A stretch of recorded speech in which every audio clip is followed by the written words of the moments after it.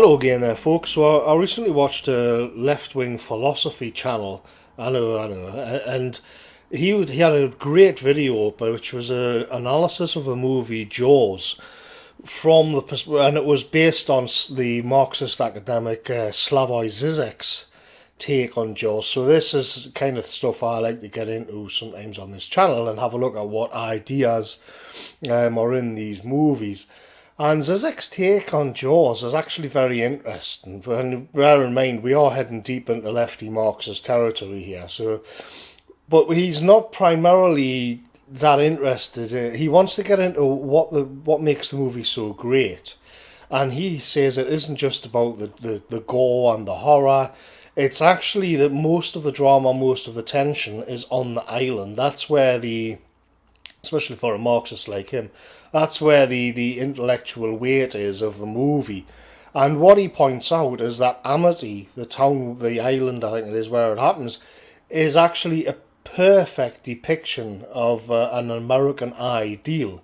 Here you have the white picket fences, the American flag flutters, everybody is happy, there's no crime, and everybody is going about their business. Capitalism has taken care of them. Capitalism has fulfilled its side of the bargain and provided these people with an absolutely perfect way of life. And I remember the movie, it does look very nice. The problem they have is that there's a shark off in the sea and it's eating people. And so this leads to tension.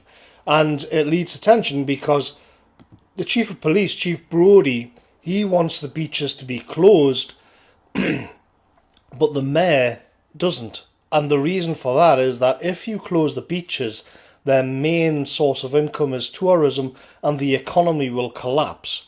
On the other hand, if you leave the beaches open, then the shark is going to carry on eating people. And so then what happens is you get more. Half of the town seem to go to Chief Brody, demand that he does something about it, demand that the beaches are closed, the shark is taken care of. And then the other half are going with the mayor and saying you can't close the beaches because if you do, I'm going to go bankrupt, we're going to go and face poverty. And so they're left with the choice whether you let a few people die in the sea or kill the whole economy of the island, of the community would collapse. So this is the dialectic, if you like, which has got these Marxists so interested, and it is a good one. And what this gets yet more complicated when we bring in the two characters from outside, which is Hooper and Quint. And Hooper is a scientist, and he comes in and says, without a shadow of a doubt, we are facing a great white shark and more people are going to die. That is a fact. How you deal with that is mainly up to you, but I would suggest closing the beaches.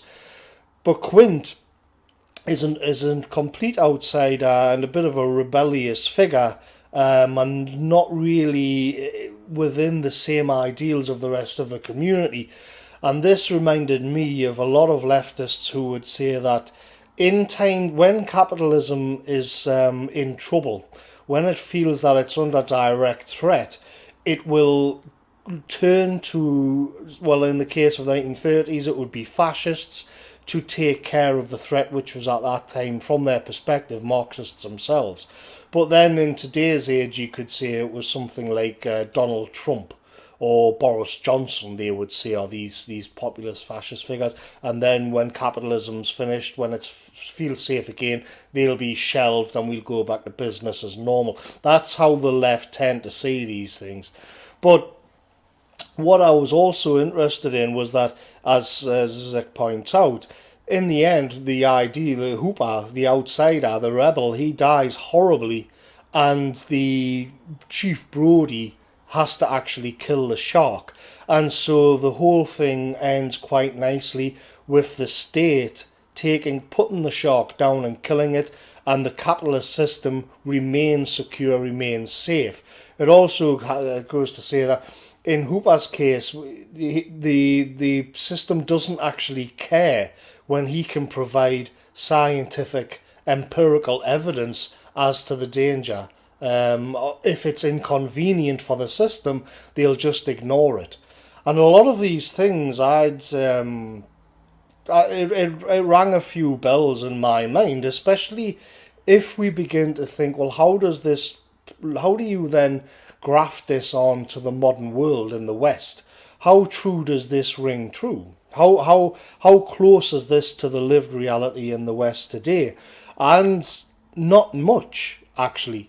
In fact, it almost seems like a complete inversion where we have to then ask ourselves, because I have to say here that when the left are analysing this, the outside threat could well be, for example, homosexuality or immigrants or refugees or Islam or something like that.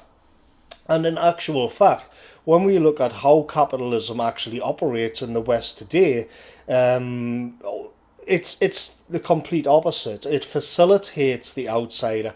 In fact, I would say that the ideal of the how capitalism of neoliberalism, if you'd prefer that, how this operates is to create what you would think of as the outsider has actually become the ideal. Whether this is gay pride or the celebration of diversity and multiculturalism everywhere you look these days. So whereas in Jaws the ideal was the picket fences and the flags and everybody's very white, there's a traditional Christianity there. This was the ideal when Jaws came out in 1975. It's incorrect to say that that's still the ideal now. In fact, it's a complete inversion. When we look at everything, the diversity agenda, the LGBT group, everything like that, this is the ideal that it puts across. And so then we say, well, what is the outside threat? Who is now in the position of the shark? And it's you. It's us. It's right-wing white people or Christians, Catholics, nationalists, these kinds of things. The system has become completely inverted from the analysis of Jaws, and the core population, that core ideal, now find it itself as the outsider, as the threat. And the system does in a way. Then what this happens is that capitalism then uses the state. On the one hand, the global tech oligarchy will deplatform you and put you off for the slightest infringement of the politically correct narrative, but at the same time, the state doesn't mind stepping forward to neutralise the problem either. The only thing is they haven't actually bothered to employ the quint figure. They've just gone flat out with state straight away. But it's a very interesting analysis to look at from that perspective, I find. So thanks for listening, folks. I'll catch you later.